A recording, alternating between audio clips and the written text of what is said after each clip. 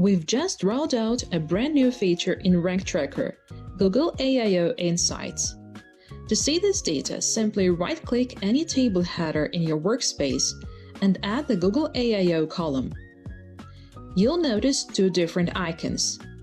AIO Mentions and AIO Rank icons appear whenever a keyword triggers Google's AI overview. If your website is included in those results, the icons will light up in green.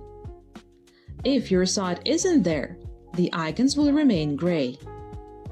You can also spot AI overview results in the Google SERP Features column.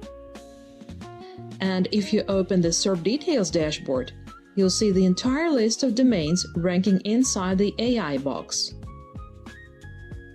By tracking these over time, you can compare different dates and analyze how AI results change across domains.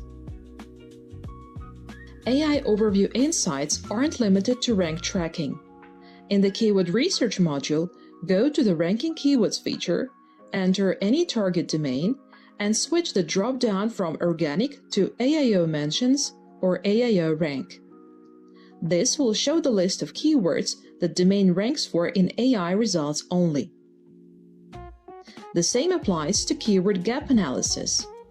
Add several competitor domains,